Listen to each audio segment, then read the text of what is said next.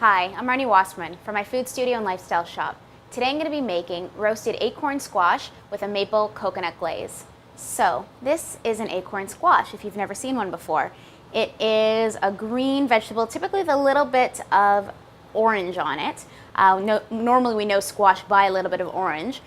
This one's not as sweet as butternut squash, but it's still really delicious, and I'm going to be putting a really delicious glaze on top of it.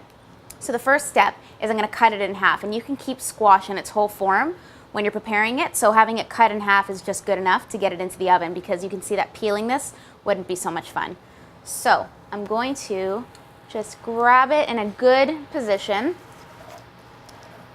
and just take my knife and saw through it. And it depends on how ripe the squash is, if it's going to let you go through easily.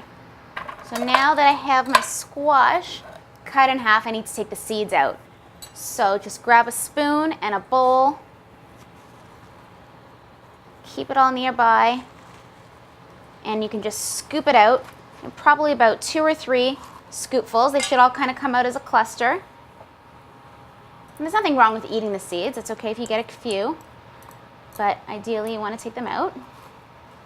All right, then I'm going to take my squash and put it face down on the baking tray, because that's going to allow it to cook a little bit faster. So that's ready, but if I wanted to, I could even go ahead and cut this in quarters as well too, just to increase the cooking time. But I'm going to keep it like this, put it face down, and get that baking in the oven.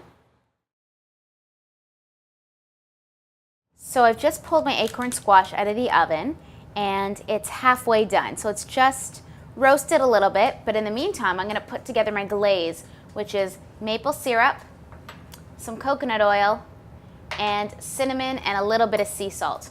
So I'm just going to combine my coconut oil into my maple syrup, add a little bit of cinnamon on there,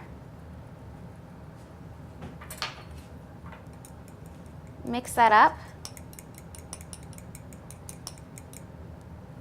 I'm going to throw in a little touch of sea salt, and now I'm going to just pour this on top of the squash.